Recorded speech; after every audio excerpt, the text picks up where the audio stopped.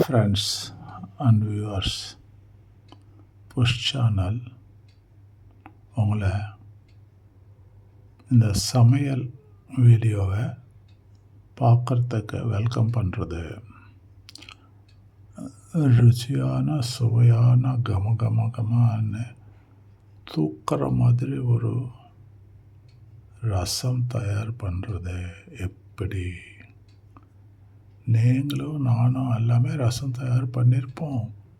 ஆனால் இந்த மாதிரி பண்ணுறது கற்றுக்குவோம். அவ்வளோ நல்லா இருக்கும். அடிக்கடிக்கு செய்யணும். வாங்க வீடியோக்குள்ளே போகலாம். அதுக்கு முன்னாடி good hearted people, please like, subscribe, push channel. Let us go into the video. எப்படி செய்யறதுன்னு தான் பார்க்க போறோம். இந்த ரசத்தினுடைய சுவை அவ்வளோ சூப்பராக இருக்கும். கண்டிப்பாக இதே மெத்தடில் உங்கள் வீட்டில் ட்ரை பண்ணி பாருங்கள். ரொம்பவே வித்தியாசமான முறையில் இருக்கும். இது இப்போ நம்ம எப்படி செய்யறதுன்னு பார்க்கலாம். வெல்கம் டு டுடே சமையல். அதுக்கு முதல்ல ஒரு மிக்ஸி ஜாரில் 2 மீடியம் சைஸ் தக்காளி பழம் கட் பண்ணிவிட்டு சேர்த்துக்குங்க. 1 டீஸ்பூன் மிளகு, 1 டீஸ்பூன் சீரகம், கூடவே 4லிருந்து ஒரு 5 கொட்டைப்பாக்கு அளவுக்கு புளி, அதாவது 4லிருந்து 5 கொட்டை புளின்னு சொல்லுவாங்க, அது மட்டும் சேர்த்துங்க. ரொம்ப அதிகமாக சேர்த்துறாதீங்க. அடுத்ததான் தோல் உரிச்ச பூண்டு 4, ஒரு 10 கருவேப்பிலை இலைகள் சேர்த்துட்டு தண்ணியில் எதுவுமே சேர்க்காம இந்த மாதிரி அரைச்சி எடுத்துங்க. இப்போ பாருங்கள், இப்படி இருக்கணும்.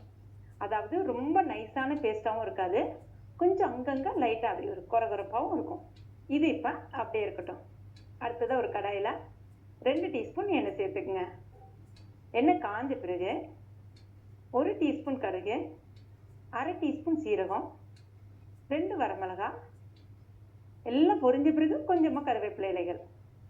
அடுத்ததாக நம்ம ரெடி பண்ணி வச்சிருந்தால அதை இது கூட சேர்த்துக்குங்க. சேர்த்துட்டு அதனுடைய பச்சை ஸ்மெல் போகிற அளவுக்கு 1 நிமிஷத்துக்கு மட்டும் வதக்கி விட்டுக்குங்க.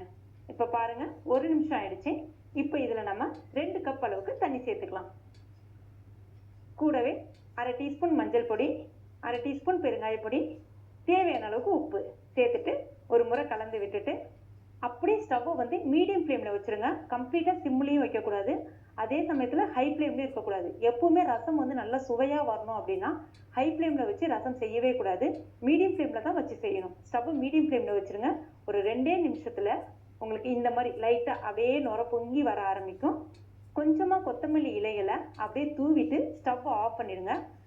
அப்படியே எந்த பக்கம் லைட்டாக அப்படி பிரிஞ்சு கொதி வந்திருக்கோ அந்த இடத்துல 2 ஸ்பூன் அளவுக்கு தண்ணி சேர்த்துங்க. நார்மல் பச்சை தண்ணி. இது ஏன் சேர்க்கிறோம் அப்படின்னா ரசம் கருத்து போகாமல் இருக்கும் அப்படின்னு சொல்லுவாங்க கிராமத்துலலாம். இந்த மாதிரி சேர்க்கும் பொழுது அந்த ரசத்தினுடைய மனமும் சுவையும் ரொம்ப நேரம் இருக்கும் அப்படின்னு சொல்லுவாங்க. அவ்வளோதாங்க, மணக்க மணக்க நல்ல சுட சுட சுவையான ரசம் ரெடி ஆயிடுச்சு. இது பார்த்தங்கள்ல, ரசம் டிஃப்ரெண்ட் டைப்பாக செய்கிறது. முதல்ல மிக்சியில் பேஸ்ட் பண்ணிக்கணும், அதுக்கப்புறம் தாளிக்கணும், அதுக்கப்புறம் கொதிக்க வைக்கணும், அதுக்கப்புறம் கொஞ்சம் பச்சை தண்ணி ஆட் பண்ணணும். அவ்வளோதான், சுவையான ரசம் ready. Okay friends, I request you to kindly like, subscribe, push channel.